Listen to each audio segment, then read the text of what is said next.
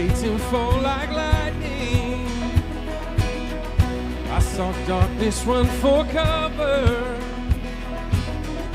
but the miracle that I just can't get over, my name is registered in heaven.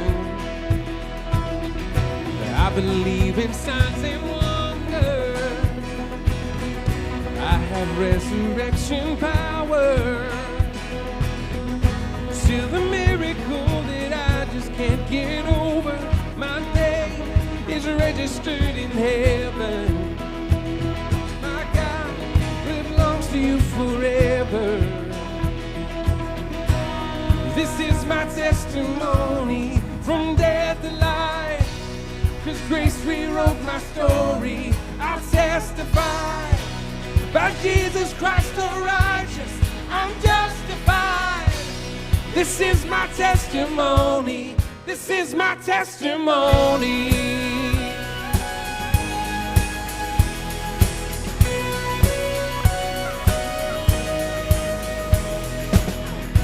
Come together, sons and daughters, born with blood and washed with water. Sing the praises of the Spirit, Son and Father. We'll finish what He started. Our God will finish what He started. This is my testimony from death to life. His grace rewrote my story. I'll testify by Jesus Christ my Savior, I'm justified. This is my testimony. This is my testimony.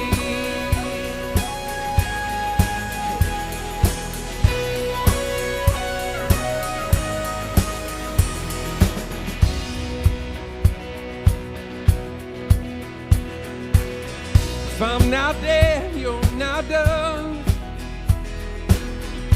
Greater things still to come. If I'm now dead, you're now done. Greater things are still to come. If I'm not dead, you're now done. Greater things are still to come. If I'm not dead, you're not done. Greater things are still to come. Oh, I believe.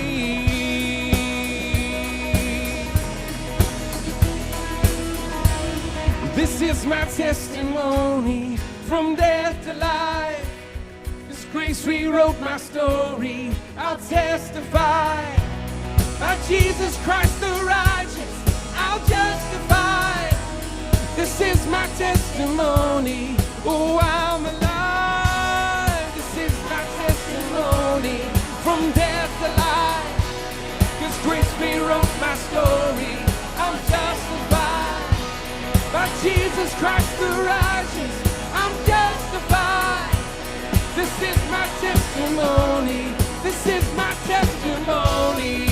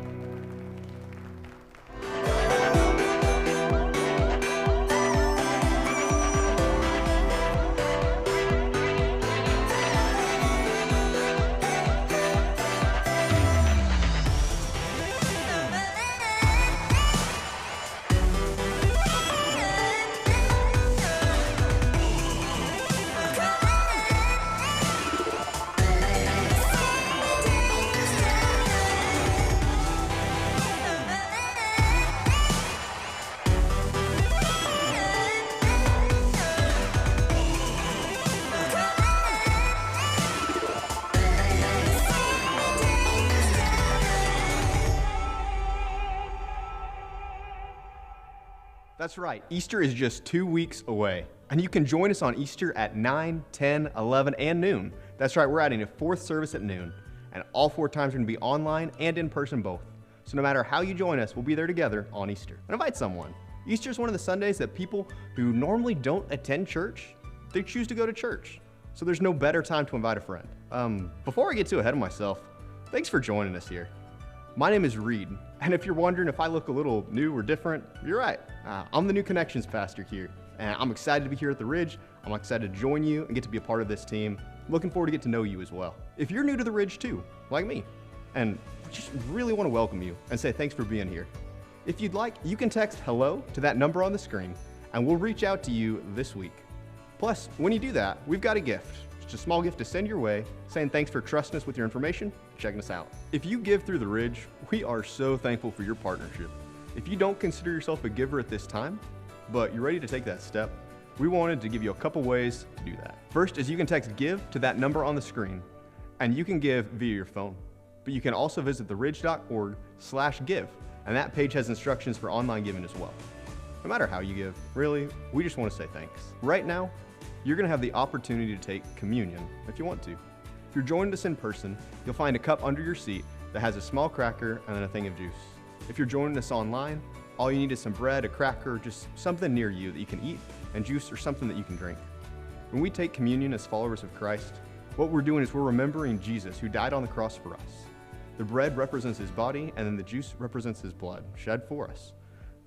The thought is just to remember who he is and then to reflect on that. As the band leads us in a song, feel free to take the cracker followed by the juice.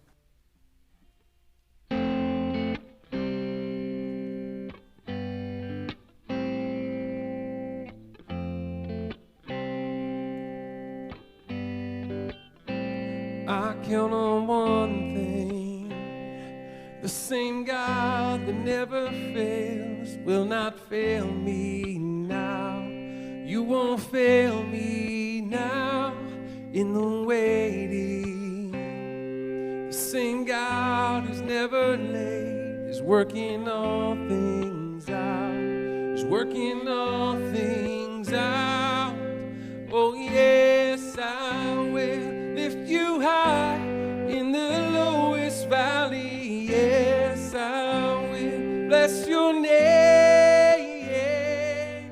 Oh yes, I will sing for joy when my heart is heavy for all my days. Oh yes, I will.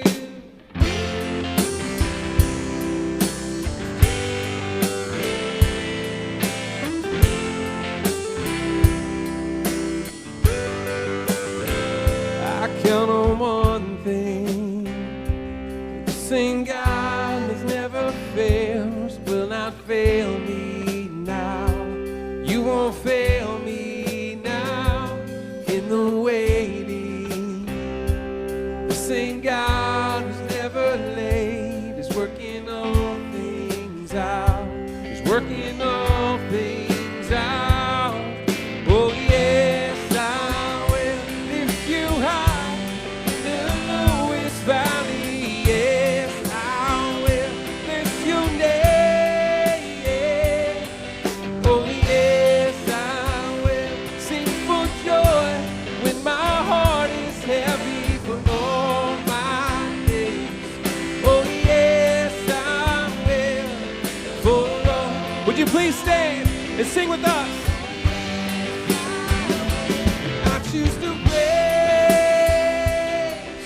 and glorify, glorify the name of all names. Nothing can stand against, and I choose to praise and glorify, glorify the name of all names. Nothing can stand against. Oh yes,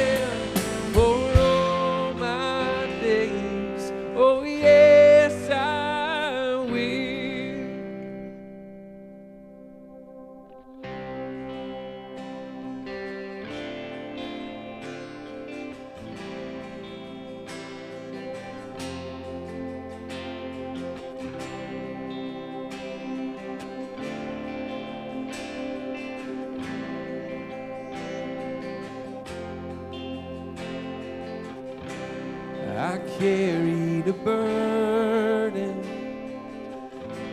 for too long on my own.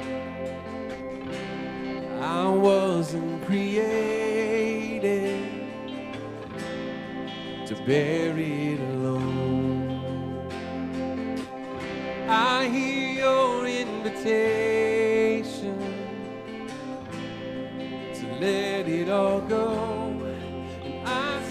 Now I'm laying it down, and I know that I need you. I run to the Father, I fall into grace. I'm done with the hiding, reason to wait. My heart needs a surgeon, my soul needs a friend. So I run to the Father again and again and again and again. Oh, oh.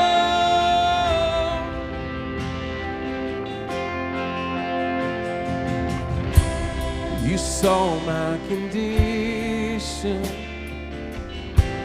had a plan from the start. Your Son for redemption, price for my heart. And I don't have the context for that kind of love. I don't understand, I can't comprehend. All I know is I need you. I run to the Father, fall into grace. I'm done with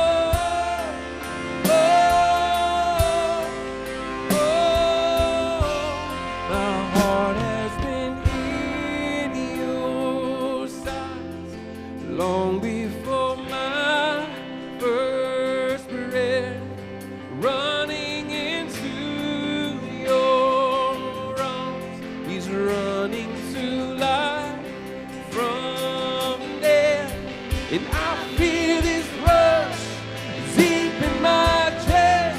Your mercy is calling out, just as I am. You pull me.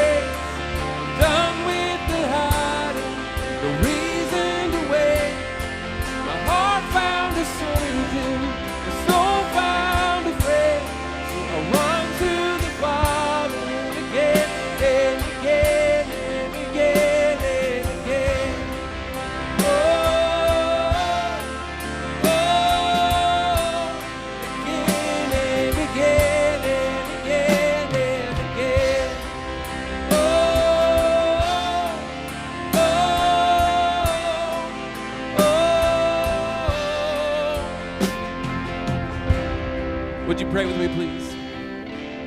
God, thank you so much for today. A chance to sing these songs to you and be able to worship you. We thank you for what you've done in our lives.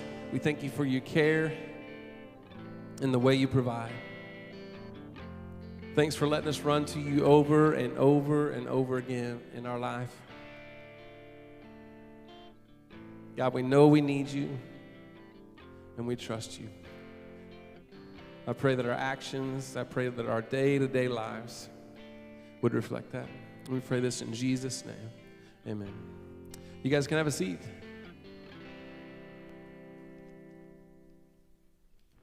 When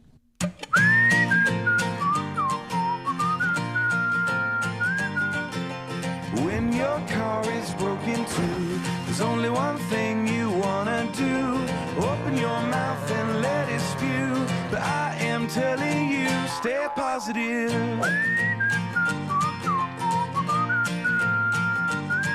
When you're baking a cake for your family and your kids are hopped up on caffeine, your fluffy cake is now kinda lean. Remember, don't be mean, stay positive.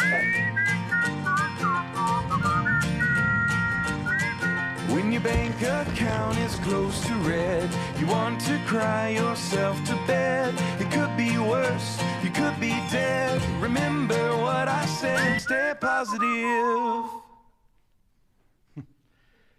I read a story recently about a 16-year-old named Jamie Harrington. Jamie was on his way to the store one day to get some Gatorade, and he had to cross across a bridge to get there.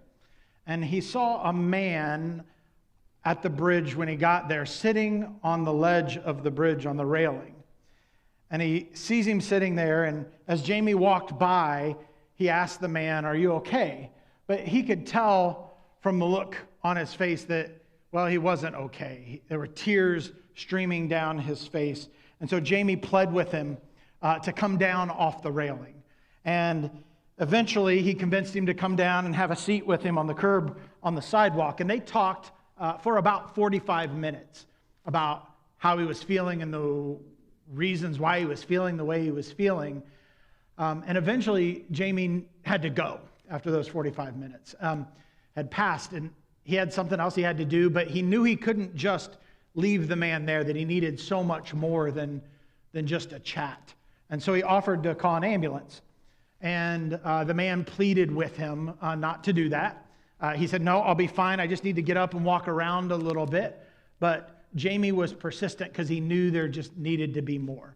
And so eventually the man allowed him to call the ambulance. And before the 34-year-old got into the ambulance, they exchanged phone numbers, and he went off to the hospital. A few months had gone by, and Jamie received a text from the man that said, "Hey, my wife and I are having a baby." And then he shared something with him. He said, "And we're going to name him Jamie, after the boy and the man who saved my life." He later told him that the moment that Jamie walked up to him on the bridge, he was about to go over the edge. And 3 words saved his life. "Are you okay?" The man said those words still ring in his ears today. Are you okay? Everyone is fighting a battle that we know nothing about. And you never know what God might do through a single phrase or word of encouragement. We're in a series today called Stay Positive. And if you've been with us in the past weeks, you know that. And I've thought to myself, if only it were that easy. If only it was that easy. So I'm just having a horrible day. Things are terrible. And a friend would say to me, "Hey, Tim, stay positive." And I'd think to myself, "Thanks, buddy," who I never want to talk to again. I mean, how in the world is that going to be helpful? Would it have been helpful for Jamie to walk by the man and just say, "Stay positive," and on to get his Gatorade? Probably not. I mean, of course not. We know that. But we have to do the work necessary, right, to figure out how to actually stay positive. In our series so far, we talked about hope and how to have hope when things are hopeless. Last week, we talked about how to have confidence in God when things are rough. And if you didn't get to hear those, I'd encourage you to check them out. So where we're at today, the question is, where do you find encouragement? How do you stay positive? Is there somebody in your life that's been an encourager to you over the years? Someone that you're thinking of right now. Maybe for you, it's a parent. It's a mentor, it's a teacher, it's a coach, it's a close friend.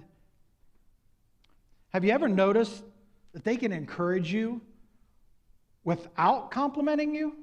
I mean, encouragement isn't always a compliment. Sure, compliments are a way to encourage somebody, but it can be so much more than flattery. Encouragement, it can be a thank you. It can be a question that shows that somebody's listening and they know what's going on in your life and they care. It can be a smile or an action. And you can encourage somebody without uttering a single word just by what you do for them. Who's that person in your life? When was the last time that you encouraged that person by telling them what an encouragement they are to you? And here's a little tip. If you're ever preparing to talk on Sunday morning and you think about that too much, encourage someone by telling them that they're an encouragement to you. That can just run in your head and get you a little confused. Just keep writing. It'll work out. Trust me. So who's that person in your life? Maybe when I asked that question, you couldn't think of anybody. Maybe you thought, yep, Tim, don't really have people like that in my life. Well, you're not alone. Job, he found himself in a very dark season of life where he felt exactly that way. And this is one of the most direct, blunt interactions, and I absolutely love it. But before I show that to you, let me give you a little background here. Job was a man that lived somewhere between the 4th and 7th century, and we don't exactly know where, the Bible doesn't tell us, but it does tell us that he was a man who honored God. This is a story from the Old Testament, and in that we learn that Job had lost everything. Wealth, health, all of it. He'd lost it all. And he had these friends who were trying to help him make sense of really what was going on in his life and what was happening. But they were saying stuff like, well, it's your fault, Job. You deserve it. It's because of your sin. Nice friends, right? Well, let's look at what Job said to them. And this is that blunt reaction that I absolutely love. I've heard all this before. What miserable comforters you are. Why don't you ever stop blowing hot air? What makes you keep on talking? Have you ever said that to somebody before? It appears that Job didn't particularly care for their insight here. He goes on and he says, look, I could have said these same things if you were in my place. I could spout off criticism, shake my head at you. But if it were me, I would encourage you. I would try to take away your grief. Job says, if it were me, I would encourage you. And then he tells us what the power of encouragement can do. He says, I would try to take away your pain and your grief.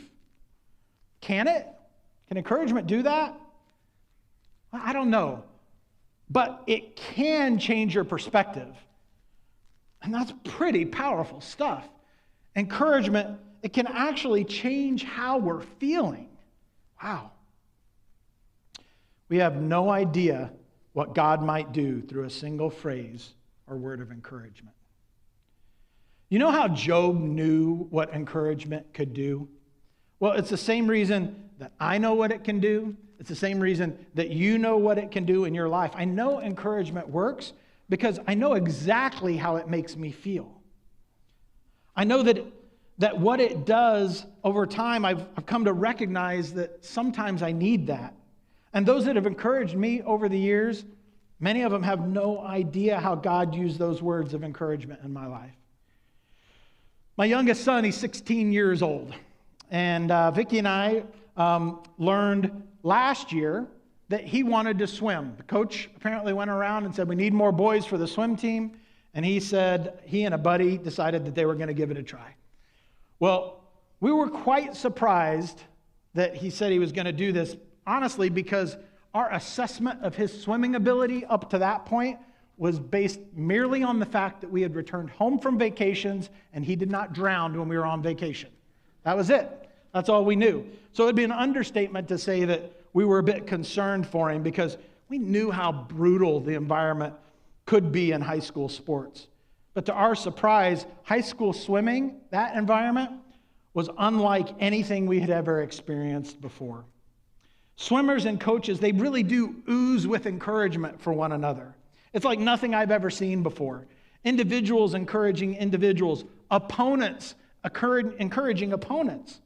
It's from the fastest person in the pool to the slowest person in the pool. They encourage each other for the effort they put in, not for how they compared to one another. Now, I mentioned to you that this was a really new sport to my wife and I. And how they encourage each other, well, that was a little new to us as well. And honestly, I found a little bit of humor in it. And if you know me, I do in most things in life. One of the ways that they encouraged each other is by telling them how to swim in the middle of the competition. Like, sometimes they do this. Anybody know what that means? Kick. Yeah, right. And sometimes they do this. That one was new to me. They run along the side of the pool and do this. You know what that means? Well, apparently, it either means go or go that way. And, I mean, you've all seen a pool before, right? It's a little hard to get lost, especially, they put up lane markers for you, so you just go back and forth. But when I got past the humor of it all, I actually saw that they were encouraging each other. Teammates and members of visiting teams, they actually wanted to see each and every swimmer get better. Little insider tip, that's called PR in the aquatics world, personal record. So share that with your friends when you're at the pool this summer. Swimmers thrived in that environment, both in their sport and emotionally, and my son was no exception. Now, I imagine that some of you are listening to us talk about encouragement and encouraging others, and you're thinking, well, I'm not really good at that, Tim. Maybe you feel like you just don't know how to do it that well. And that's fair. That's fair. But I would say that you didn't always know how to swim before either. Or ride a bike. Or walk. But you learned. Here's a quick and simple tip for you. If encouragement doesn't come naturally to you, if you think something good, express it. It's that simple. Take the very moment that you think it and do it. Call someone, leave them a voicemail, a text, write them a note. Do it right then and there because, well, we have no idea what God might do with a single phrase or word of encouragement. We just finished reading through the book of Proverbs in the Ridge Reading Challenge, and this week we read the following. Worry weighs a person down. An encouraging word cheers a person up. And if you don't have a regular reading plan for you in the Bible right now, can I encourage you, join me in the Ridge Reading Challenge. I'm going to let you on a little secret about the challenge. If you do it once, you've accepted the challenge. If you do it twice, well, you really are well on your way to a behavior that could really make a difference in your life. An encouraging word cheers a person up. Maybe your spouse needs to know right now just how significant it is that you have clean clothes to wear. Or maybe they need to hear that when they go out the door to work, that it's not lost on you how that provides for your family. Do you have a friend that doesn't know how much it means to you when they send you that "what's up" text? Does the barista where you get your coffee know that their smile makes you smile when you're walking out the door? That's a trick question. We can't go into our coffee shops right now without our masks on, and they have to wear one too, so you have no idea if they're smiling or not. We'll get back to that, I'm sure, someday. Does your coworker know that that brief conversation that you had in passing with them about that thing that had nothing to do with work changed your mood and that it left you feeling better? Everyone you see is facing battles that you know nothing about. And sometimes you're facing a battle that no one knows a thing about. Have you noticed that when someone says something positive, that it's really easy to forget? But when you hear something negative or discouraging, it's often hard to forget. We tend to repeat the negative over and over in our minds, don't we? You know, neurologist studies, they indicate that we need 3 times as many encouraging comments as discouraging to influence a positive mood in our lives. It becomes part of our internal dialogue. We just repeat it over and over, and we can do that at one time or another, right? And some of us, well, fight that more than others. That really is why what you believe about yourself is important. In 1 Samuel, David, who was a general at the time, he was returning home from battle with his army. And when they returned, they found their city had been burnt to the ground by their enemies. I mean, destroyed. Everything had been destroyed. Their wives and their kids had been taken hostage. And David and his men, they broke down and they were distraught. And as we often do when we're in those situations, sometimes sadness, it turns to anger. And in this case, anger was directed at David. I mean, they wanted to kill him. So we're going to join this story, already in progress, in 1 Samuel 30. It says this: David was now in great danger because all his men were very bitter about losing their sons and daughters. And they began to talk of stoning him. But David found strength in the Lord his God. What's interesting about this, given our context of encouragement, is this last part. David found strength in the Lord his God. Some translations, they say it this way: David encouraged himself in the Lord his God. That's interesting. I mean, that means he actually had to find encouragement without help from somebody else. Because I'm guessing those guys that wanted to kill him, they probably weren't lining up to tell him how great he was. So this was going to be between he and God. Only one-on-one, only with God was he able to find encouragement by focusing his thoughts on God. Maybe he found hope or confidence in God, as we discussed in those previous weeks. Whatever he did, the only way for him to find it was through God.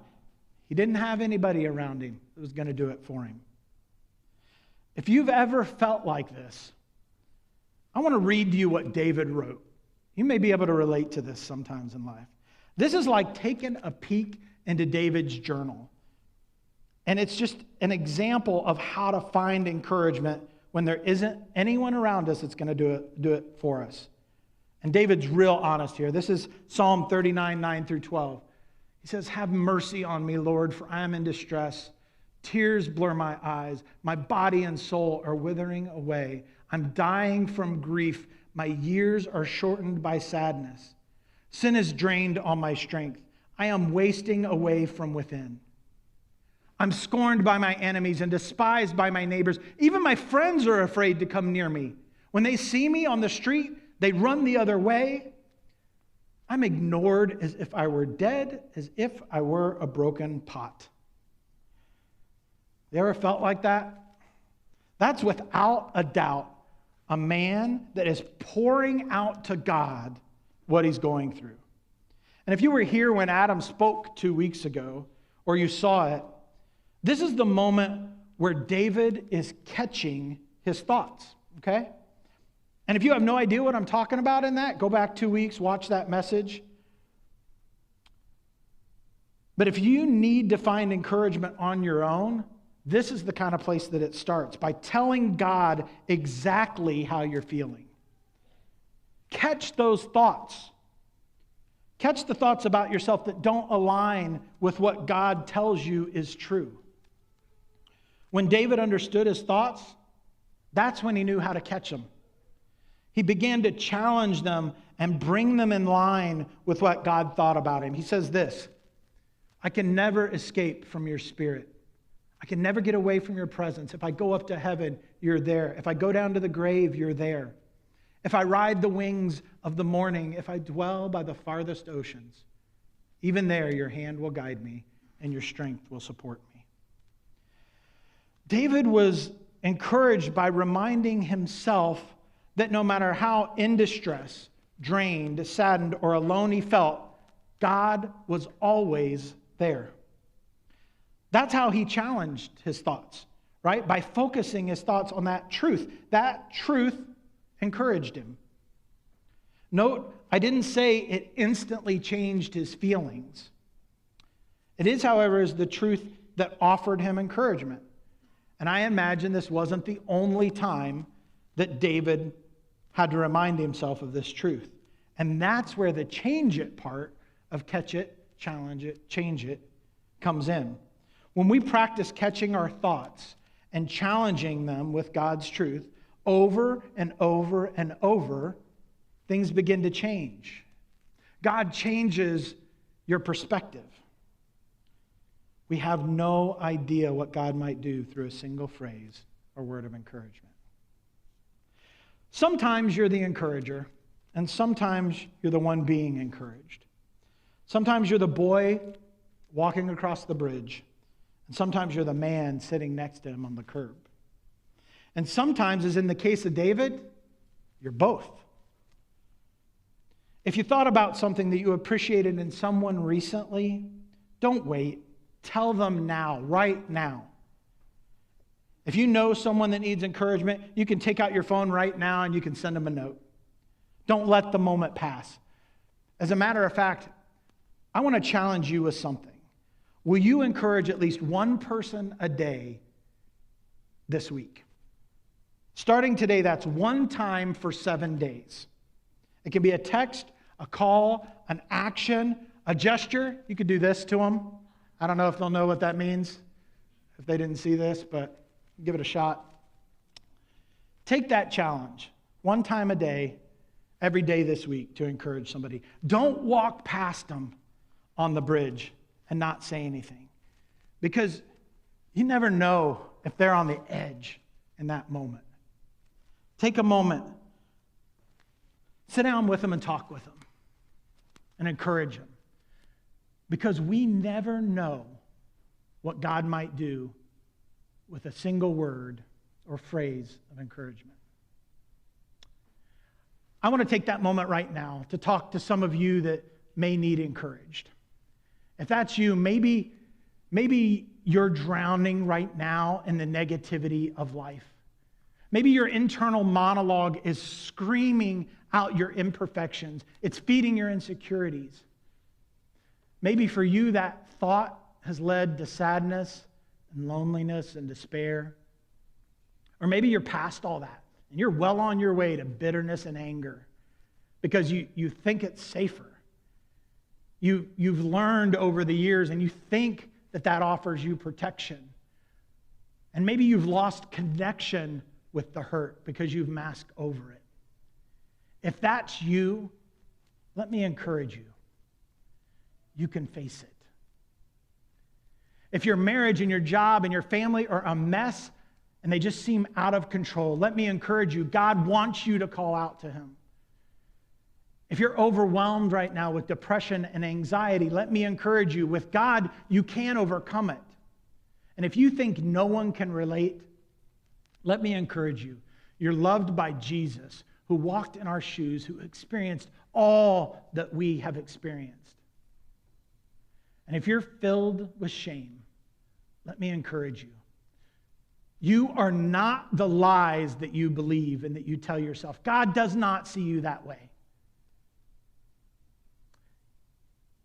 And if you think your past has disqualified you for grace or forgiveness, let me encourage you. Nothing can separate you from the love of God.